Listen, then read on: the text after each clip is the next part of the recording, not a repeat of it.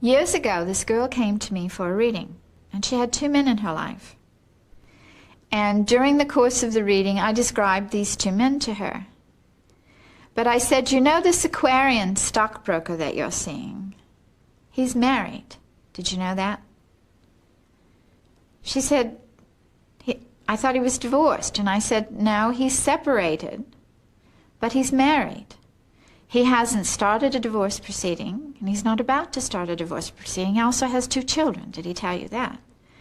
She said, no, he didn't tell me that. And I said, and he has no intentions of getting married or settling down.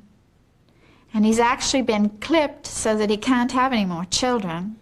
And this girl was like around 30, and he was in his 40s. And I said, so if you want to get married and have a family, which your cards indicate to me is what you're looking for, this other man is a far better choice because you can have children with him.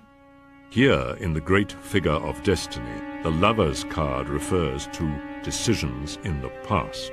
The querent's present life is shown in the uppermost cards in the spread. The Chariot card is the one the Fool meets at the 7th stage of his journey. It's one of the most turbulent cards of the tarot, with 2 beasts pulling in different directions. The Fool feels the inner turmoil of opposing desires.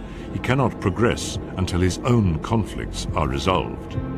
Readers are never surprised to find the Chariot in a spread, since it indicates the kind of tensions that would typically prompt the querent to seek a reading. On the left of the figure of destiny lie the cards which point to the future. Justice is the 8th card of the Fool's journey. It suggests solutions for his dilemmas. He learns the value of wisdom, reason, and considered argument. When justice appears in a spread, it can indicate legal solutions, which may not be as straightforward as they seem. For instance, one guy I did a reading for, he was going through a really messy divorce, really messy, and I just kept feeling, I couldn't quite work out why, but I kept saying, you've got to really keep your present relationship under wraps. You know, don't let your wife know, she'll use that as ammunition. And it felt, I don't know why, I kept feeling like telling him, just be really, really careful. And he was really being very evasive, and I thought, he's not going to tell me anything, but he just needs to be warned. And I felt like I was going on automatic. I couldn't, my mouth kept saying, just be careful, be careful. And when he came to the end of the reading, he said, oh, could I just ask a question about the new relationship? And I thought, fine. He took 3 cards, and I thought, oh, that's why. It was the Emperor card there with the Ace of Cups. Like, he was basically having an affair with his male boss, and at the moment he was going through a divorce, and I just thought, well, if his present wife got to know that he'd actually run off with another guy, she'd take him to the cleaners. As Eteia was refining the great figure of destiny, the popularity of the tarot was growing. The renowned tarot reader, Mademoiselle Lenormand, was building up her Parisian clientele and had even made friends at the palace. She had read for Empress Josephine and had even predicted her marriage to Napoleon. Josephine was so impressed that she decided to learn the secrets of the tarot. But rather than read the cards for others, Josephine wished only to read the cards for herself. Although experienced tarot readers do read their own cards, they generally advise against it for beginners. Sometimes the cards can look alarming, and it takes experience to make a considered analysis. For those who know the tarot well, the peace and quiet of a solitary reading has its appeal. When the Fool meets the Hermit, the eternal seeker after truth, he learns the value of solitary reflection. His appearance in a spread suggests that the querent needs to take time to stop and think.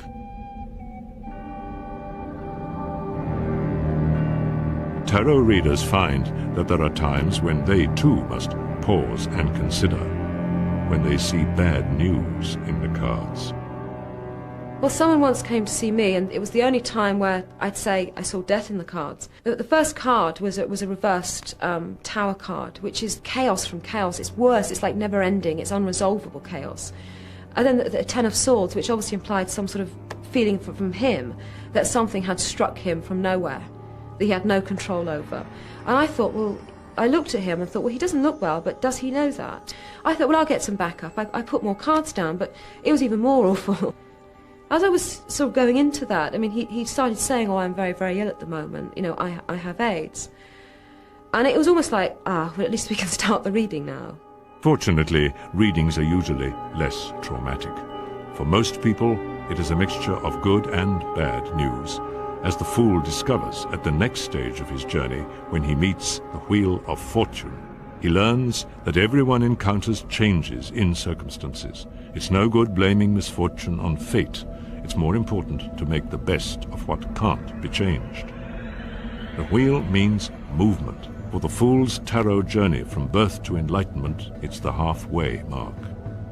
Now he faces his greatest challenge. The next cards take him into the underworld, where he will meet the darkest and the most sinister cards of the tarot. Towards the end of the 19th century, there was a revival of mysticism among the intellectuals of Europe. Magic, alchemy, Eastern religion, the Kabbalah, the ancient tomes were all dusted off.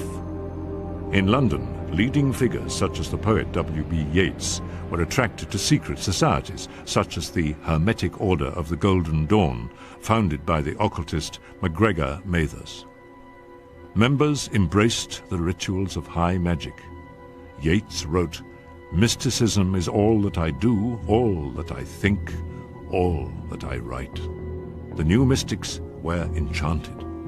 But as the fool soon realizes, enchantment can be dangerous. The enchantress, whom the fool meets next on his journey, represents a powerful force. Indeed, the card is often known as strength. Her personal charm is considerable, and the fool learns that self-discipline is vital. In a tarot reading, the card sounds a warning, a call to self-control and restraint, qualities which later proved to be lacking in some members of the Golden Dawn movement. As they continued their studies, the Golden Dawn scholars realized that the most potent symbols of the ancient mystical systems had been unified in the tarot. There were parallels between the tarot journey, the tree of life of the Kabbalah, and the alchemical path to the philosopher's stone. They set out to refine and explain the tarot, and to bring together all their ideas in a new and even more powerful deck. We know about the order today thanks to Pamela Coleman Smith. She was an artist that worked with Arthur Edward Waite to produce what was called the rectified tarot deck. She was known as Pixie to her friends. Around 1903, she joined the Secret Order of the Golden Dawn, and she began to paint visions that came to her while listening to music by Beethoven, Bach, Chopin, Debussy. In 1909, she undertook for a very small payment to do a series of 78 cards known as the Rider-Waite Tarot deck. It was a big job, but very little pay. Were it not for this particular deck, Pamela would not be known today. Instead, there are millions of her decks sold, and she's become very well known.